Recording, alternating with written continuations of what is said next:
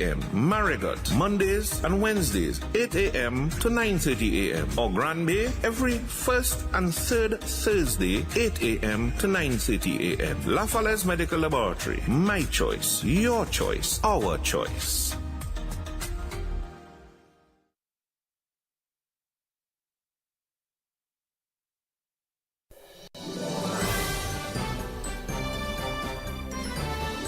Fair and balanced, unbiased and clear, concise and accurate. This is the DBS Evening News. Here now is your presenter with the headlines. In the headlines, attorney Ronald Charles has been granted bail after being charged with unlawful assembly on Victoria Street. In news from the region, Jamaica records a 35% reduction in murders. And internationally, markets soar as U.S. President Donald Trump pauses higher tariffs on most countries. Good evening, I am Leila Langford. Details of the news when we return. Here's a fun fact. In just 29 seconds, you can say goodbye to paper bills forever. Seriously, in 29 seconds. That's less time than this ad. Head over to discoverflow.co or visit us in-store and update your contact information now. By October 1st, your bills will be digital, easy to access, secure, and hassle-free. So what are you waiting for? This ad still has 2 seconds left, and you could have already gone paperless. DBS News. Welcome back. Attorney Ronald Charles has been granted bail in the sum of $25,000 after he was charged with unlawful assembly on Victoria Street. Mr. Charles is the 24th individual to have been charged in connection with the protest action on March 19.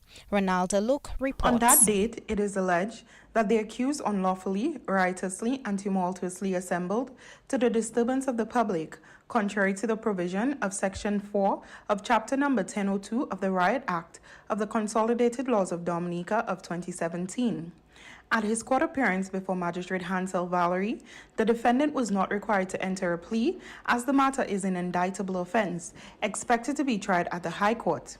Attorney Geoffrey Leta, led by senior counsel Anad Ramlagan, assisted by several other legal counsels in Dominica, applied for bail on behalf of Charles on his own recognizance.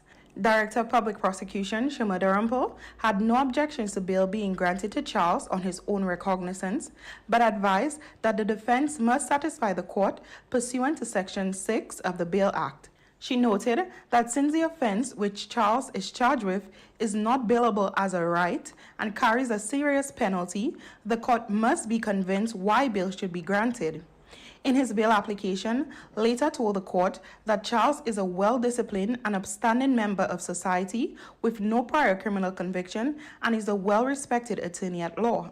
He urged the court to uphold the presumption of innocence until proven guilty and gave the assurance that his client would not commit any offense whilst on bail. Leta further contended that Charles poses no threat to society and that it is in the public's interest for bail to be granted. He also stated that his client did not abscond and fully cooperated with the police during their investigation. The attorney concluded by stating that Charles, as a practicing attorney, is a fit and proper person to stand bail on his own recognizance. Consequently, bail was granted to the accused in the sum of $25,000 with no conditions attached. The matter was adjourned to August 21, 2025 for the commencement of the preliminary inquiry. To date, 24 people have been charged with unlawful assembly, and the police say their investigations are ongoing, with more charges expected to be preferred. Ronaldo Luke reporting for DBS News. Our thanks to Ronaldo Luke for that report. Amelia Debo from the Roosevelt Douglas Primary School has emerged top in the third competition of round 1 of the DBS Radio Felix Henderson National Reading Competition. 7 schools participated in this afternoon's competition at the St. John's Primary School in Portsmouth.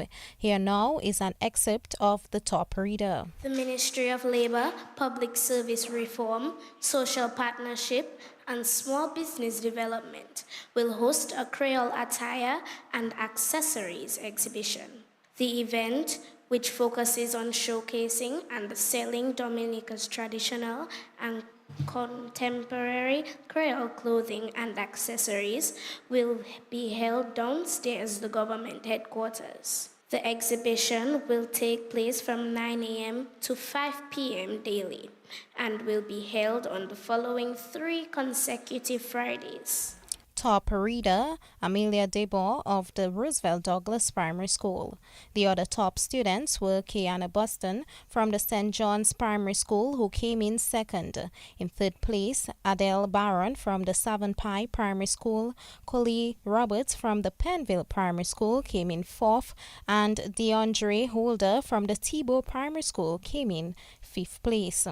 Meantime, students of the Coolibistry Primary School, Collio Primary, Salisbury Primary, Western District SDA, Warner Primary, and Campbell Primary will compete in tomorrow's competition at the Massac Canefield Primary School from 2:30 p.m. And on Friday, the competition moves to the Berean Christian Academy from 2:30 p.m. Students of the Pioneer Prep, Berean Christian Academy, Ebenezer SDA, Goodwill Primary, SMP, St. Martin Primary, Convent Prep, Roseau Primary, and Pettit Savon Primary School will compete in the fifth competition of round 1 of the DBS Radio Felix Henderson National Reading Competition. In other news, over 60% of the government-owned schools on island have now an early childhood education center. That's according to Minister for Education Octavia Alfred. This morning, the Ministry of Education officially handed over an early childhood education center at the Casibros Primary School. The government of the Commonwealth of Dominica will remain steadfast. This year, 52 early childhood educators were approved for our government preschools and 4 roving caregivers. Additionally, we have several private practitioners under the NEP. And so far, for last year, we spent $462,500 paying contributions to registered early childhood centers. Now, we have 63% of all of our government-owned schools with new early childhood centers. In addition to Casibus, we are able to expand and enhance early childhood centers at Kelladora, Bacatel, Jones Mopier Primary School, and we created the first government early childhood center at Sally Beer. An early childhood center was also constructed at the Baroness Patricia Scotland Primary School, funded by the Marion Holder Memorial Trust. So we are serious about one university graduate in every house, but we are also serious about all preschool age children come to preschool, because that is where it all begins. Minister for Education Octavia Alfred. Meantime, the Salibia Early Childhood Education Development Center was officially handed over this afternoon.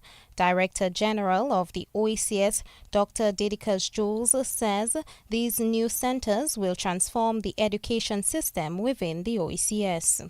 Today, as we formally open these revitalized early childhood education spaces, we are not merely inaugurating buildings. We are unlocking the boundless potential of our youngest citizens. This ceremony is part of something much larger, the OECS Pearl Initiative, a program that embodies our collective commitment to equity, quality, and transformation in education. Funded by the Global Partnership for Education and implemented in partnership with ministries of education across our region, the Pearl aims to expand access and improve learning outcomes, especially for our most vulnerable learners.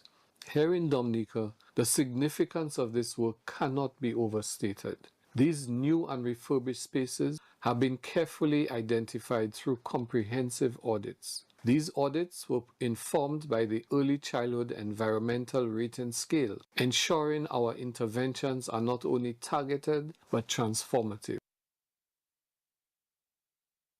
Director General of the OECS, Dr. Dedicus Jules. The regional committee meeting of the International Union of Food has ended in Dominica with a call for Caribbean trade unions to unite to deal with challenges facing global trade.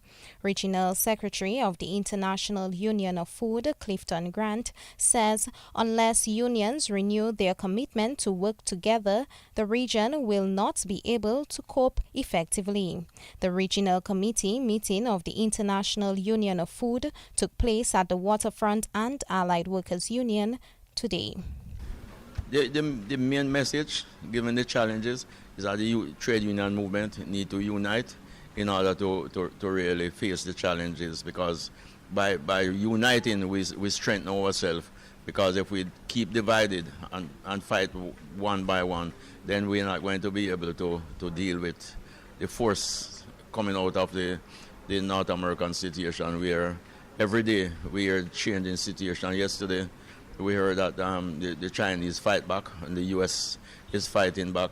So the trade union movement is facing all of that. The people will be facing that, and therefore the unity of the trade union movement in the region is critical to us. We can unite around the global issues affecting in terms of discussing how do we tackle the impact of the current situation on our members. In terms of individual affiliates in the region, how can we support each other in order to strengthen that fight? And in the past we have done it, where individual affiliate had challenge with specific company, and the IUF Center send the support and rally all the affiliates, not only in the region, but globally, in order to support the affiliates. So that is what we talk about, the solidarity of the union movement.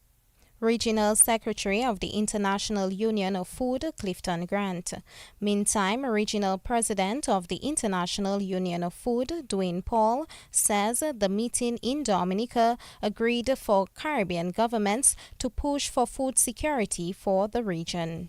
And a signal was made to Caribbean leaders that we really had to look at the question of food security, deepening relations between the islands to make sure that we can support one another as best as possible, and to eradicate some of the nuances that have prevented us from really and truly operating in this region. And I think that at this juncture, this is the second wake-up call I believe the Caribbean is being given in terms of having to address these issues and stop basically putting out what, in my view, sometimes are just tokenism statements. We really need to seriously look at what we're doing, how we are doing it, and how we can collectively work together. And as the IUF group who supports workers in agriculture as well, we are keen to ensure that these things take root and that the workers that are going to be expected to support this type of activity is going to do so in a way that is actually wholesome and beneficial to all. Regional President of the International Union of Food, Dwayne Paul. On the feature segment of the news, we visit female farmer Helen Leta Williams of Pishley. Helen Leta Williams began her farming career at the age of 15. She is our feature on the DBS Evening News. Well, at the age of 15, I started to do my farming, and as I always say, that is what my mother raised us up. So after coming out from primary school, I just continue doing it. I love the farming. I always say farming is my hobby. The farming have its good and its bad, but with the grace of God, I'm always striving, and I'm doing very good. God helping me in spite of bad weather, climate change, but I'm still doing very good with the grace of God, and I'm giving God thanks for that. Give me an idea where you farm and what do you farm? Well, I farm in the village of Belleville. The name of the farm is Lesdera Estate. So I grow short-term crops and long-term crops, vegetables and ground provisions. And what about help? Who is assisting you? Well, I have some Haitian people. They are the ones that are working for me. I mean, where is the inspiration coming from to continue going every day when we know things are tough and so on in agriculture? What keeps you going? Well, I must stand and say thanks be to God, and that coming out from God itself, because the farming is hard, but I am a Christian and God giving me the strength. I am happy about it, and I want to continue doing it with the grace of God. I will continue. How long now you say you have been into farming? 15 years since I started, 15 years, at the age of 15. So I'm very proud of that, and I'm doing very good, and I give in my God praise. Yes. And as you said, some of the crops that you grow? Is ground provision and vegetables and seasonings. What would be your message to anyone listening to you right now? Well, I want to encourage especially the farmers that farming, the women that farming, be strong, be courageous, call on God, and we will be able to make it. Helen Later Williams on our feature segment. That's the national focus, regional and international developments up next.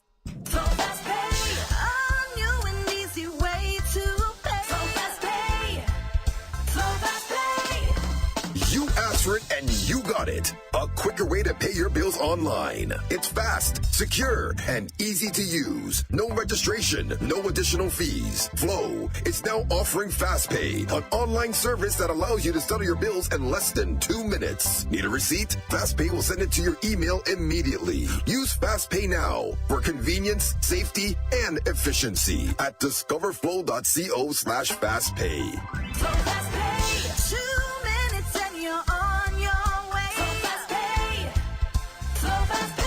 Flow is keeping you connected. DBS News.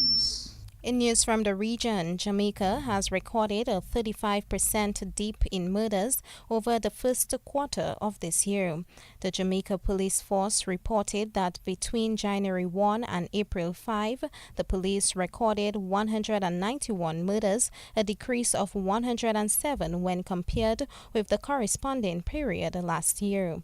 The data shows shootings are down 26%, while rapes are down 57%. Jamaica's Minister of Information, Dr. Dane Morris Dixon, says that's a big deal.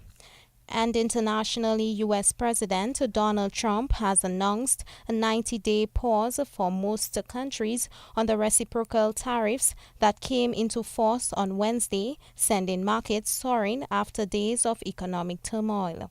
But he hits China with an even higher rate of 125% after the world's second largest economy retaliated with import taxes of its own. The White House says it will maintain a 10% rate on nearly all countries, including those in the EU, as well as a higher 25% tax on foreign cars, steel and aluminum. That's news, the DBS Evening Sports Report. Up next with Gavin Richards. Covering the nation and beyond. DBS Sports Report. Rudolph Thomas Enterprise in Portsmouth, your suppliers of building materials and hardware products. Over 20 years experience in the business. Rudolph Thomas has lumber and plywood, Portland and tile cement, steel rods, galvanized and fence pipe. And Rudolph Thomas can meet all your wire needs.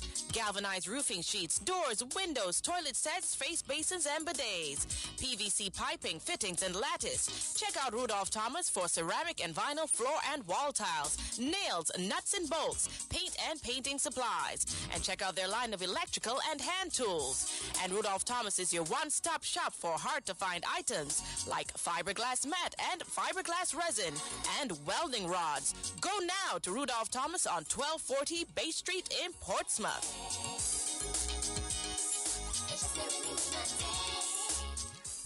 Well, good evening. I'm Gavin Richards with the DBS Evening Sports Report. Let's bowl off with cricket news as half centuries for Luvio Charles and Osinio Fontaine as the national under-19 cricket team picked up their second win in the Windward Islands under-19 tournament, beating St. Lucia as that competition continued today. Well, the game was reduced to 36 overs a side due to rain. Dominica batted first and they got to 223 for 6 in their allotted overs. Luvio Charles top scored with 61 and Osinio Fontaine got 53, Stefan Pascal 37 and Diony rolled 26. Well, Theo Edwards, he picked up 3 for 31 for St. Lucia. St. Lucia in reply, they looked threatening at one point before Dominica began to pull things back. They were eventually dismissed for 194. Cody Fontenelle, he got 37 We had Osinio Fountain getting 4 for 24, Joel Dura 1 for 20, Jelani Joseph 1 for 30 for Dominica. Dominica winning that game by 29 runs. In the other match today, St. Vincent and the Grenadines picked up their second win, beating the defending champions Grenada. Well, the tournament will continue tomorrow with Dominica playing St. Vincent and Grenada will battle St. Lucia. Let's stay with cricket news as another poor batting display from the Windward Islands Volcanoes as the West Indies Academy will hold the advantage heading into day 2 of their CWI Regional 4-day matchup in Antigua. Well, the Windwards were dismissed for their lowest total all season, being bowled out for 106. Noel Leo got 22, Kimani Milias 20 and Alec Athanes 18. Well, Joshua Bishop picked up 3 for 15, McKenny Clark 2 for 34 and Nathan Edwards 2 for 15 for the West Indies Academy. And the Academy, in their turn at the crease, they reached 197 for 5 at stumps on day 1. Teddy Bishop was not out on 54. Colin Bowen Tuckett made 46. Kenneth Demba is the leading wicket taker so far for the Windwards with a 2 for 23. So the scores headed into day 2 is the Windward Islands Volcanoes 106 and the West Indies Academy 197 for 5. The West Indies Academy are leading by 91 runs. Meantime, in the title decider, the Guyana Happy Eagles will be the happier bunch headed into day 2 of their matchup with the Trinidad and Tobago Red Force. Trinidad were only able to get 214 for 7 on the opening day. Cephas Cooper made 50 and Jade Gooley was not out on 57. Akimo Paul, well, he has 3 for 38 and Neil Smith 2 for 39 for Guyana. So the Trinidad and Tobago team, like we said, 214 for 7 at stumps on day 1. And Jamaica, well, they're on the back foot in their matchup with the combined campuses and colleges team. Jamaica, they were bowled out for 133 batting first, with Cook McKenzie getting 31, and Jaden Edmonds, he bagged 5 for 59 for the combined campuses and colleges team. The CCC, in their turn, they reached 174 for 4 at stumps on the opening day. Johan Jeremiah, he made 69, and Shakir Paris was not out on 70. Well, the off-spinner Brad Barnes has 2 for 38 so far for Jamaica. So the CCC are leading that game by 41 runs. We can also talk about the day-night match between the Leeward Islands Hurricanes and the Barbados Pride. And the Leeward Islands, well, they were 153 for 4 at dinner. Casey Cartier made 55, and Jomel Warrican has 3 for 49 so far for Barbados. Well, let's stay with some more cricket news as Hayley Matthews put in an all-round effort with bat and ball, but the West Indies ladies came up short in a crucial ICC World Cup qualifying match with Scotland today. Well, Matthews picked up 4 wickets and returned to hit an unbeaten century, but the efforts were not enough as the West Indies suffered a major setback in their bid to qualify for the World Cup. Well, Scotland batted first and they were bowled out for 244. Hayley Matthews took 4 for 56 and Aliyah Alin 2 for 31. Karishma Ramarak 2 for 46. While the West Indies chasing 245 to win, they were 120 for 1 before they lost their way. They were eventually bowled out for 233. Hayley Matthews hit an unbeaten 114 and Zeta James got 45. Scotland won that game by 11 runs. While the West Indies women's head coach Shane Date says while Hayley Matthews was exceptional, it was a poor performance from the rest of the team. Yeah, really pretty poor performance from most players. You know, won the toss on a wicket that was offering a lot in the morning and the conditions were not so hot this morning. It's going to be real hot in the afternoon. So we won the toss. It was a good toss to win. We started off pretty well with the ball and then, Scotland come hard at us and we didn't really respond well to the pressure put on us. So we're going to look at why that happened with the ball. We really didn't back ourselves enough. They wanted to win the game more and took it to us. And whether it's complacency or not backing ourselves or backing our skills, not sure. We'll obviously go and have individual reviews tomorrow and work out the reasons why we did that. Because it's not good enough and it can't happen again. But the beauty of this tournament is, we win the next 4 games, with a good net run rate, should see us through. So our goal now is the next game. Ireland are a good team, so that's going to be a great contest, and we're going to recover well and come up for a fight and come fight hard next game. And that's the West Indies women's head coach saying dates. Well, the West Indies' next World Cup qualifying match will be against Ireland on Friday. In the other qualifier today, Pakistan beat Ireland. Let's go to some football news now, as FIFA's Football for Schools manager Antonio Buenano is rating the program a success in Dominica. The 3-day program, which is geared at using football to develop students, ended today at the DFA Technical Center. The program targeted physical education officers and sports officers. Well, Buenano says the program met its objectives, and he's confident that the participants will be able to teach the values of the program. Indeed, we've been 3 days here in Dominica, spending a lot of time with the coach educators, with the PE teachers, for them to understand how is football for schools, what is the methodology of the program, how to use the app, which is an app that currently is available for free for everybody to download in Dominica, an app with more than 100 football sessions. In every session, and this is the particularity of Football for Schools, we teach some football skills, but we also teach some life skills. So the idea is that the children will develop players, but we also develop citizens. This is the fundamental part of the program.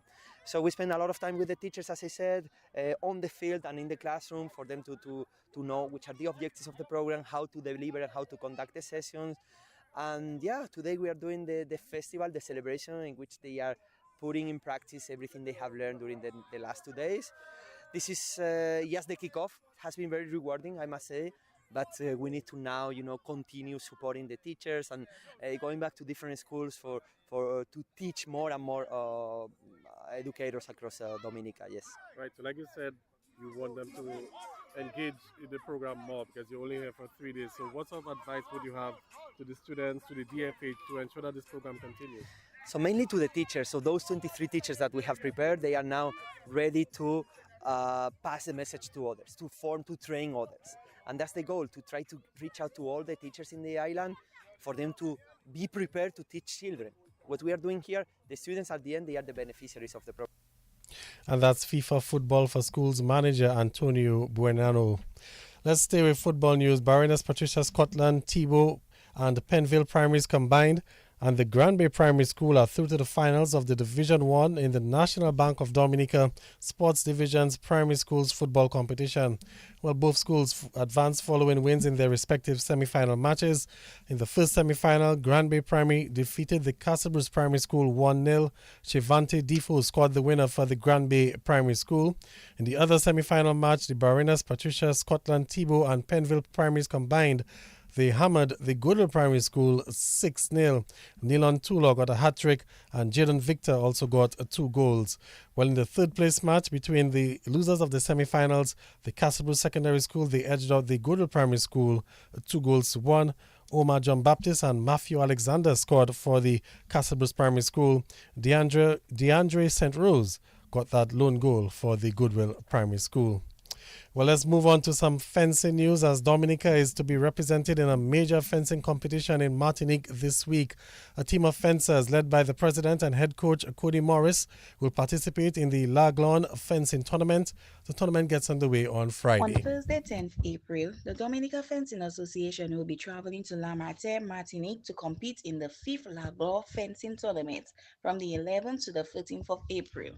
The fencers are students from the St. Martin Primary School, Wesley High School, Dominica Grammar School, ITSS, Convent Prep, Convent High School, and Bright Beginning Center. We would like to thank the many persons who sponsored the fencers. We thank the coach, Mr. Zion Jules, the parents for allowing their children to participate. We would also like to thank the Dominica Olympic Committee, HHV Research and Company, and the FRS Express. We wish them success in this competition. The group is led by the president and head coach, Mr. Cody Morris, and chef de mission, Mrs. Sandra Yale Yankee. And that's Josiane James, the Public Relations Officer of the Dominica Fencing Association. And the captain of the National Under-16 netball team, Delicia Julian, feels that the team has to stick together and play better if they're to see improvements in the ongoing Jean-Pierre Caribbean Youth Netball Tournament. Well, Dominica suffered another defeat, their third of the competition, as they went down 35-20 to St. Lucia last night. Was scoring for Dominica, Deanne Augustine made 16 out of 20 attempts, and Valinda Winston got 3 from 5, while we had Niger Ferdinand getting 21 out of 27 attempts for St. Lucia. Okay, I believe we need to work on communication, coming for the ball, breaking, our passes need to be fixed, and we just need to stay focused, because always in the second quarter we always losing focus, but then in the third and the last quarter we're fighting back. So that is something, like we need to fight from the first whistle to the last whistle. So any positives that you believe that you can take out of the 2 games that you've played thus far? Yes, we always fight back. We always try to fight back in the third and the last quarter.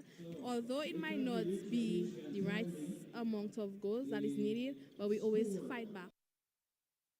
And that's the captain of the National Under-16 netball team, Delicia Julian. Well, Dominica will play their next game tomorrow against Trinidad. That game is set for tomorrow evening at about 6:45 p.m.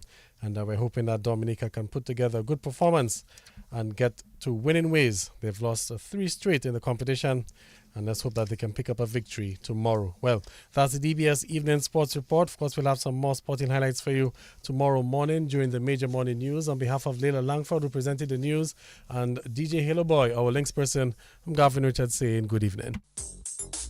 Rudolph Thomas Enterprise in Portsmouth, your suppliers of building materials and hardware products. Over 20 years experience in the business. Rudolph Thomas has lumber and plywood, Portland and tile cement, steel rods, galvanized and fence pipe. And Rudolph Thomas can meet all your wire needs. Galvanized roofing sheets, doors, windows, toilet sets, face basins and bidets.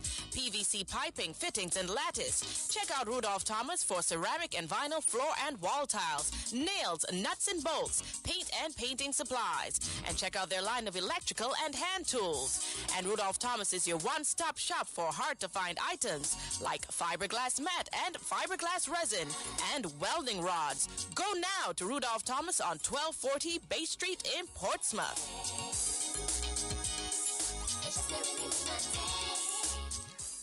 DBS Radio gives you top quality service over any other for live streaming of funerals. Call us today at 448-3282.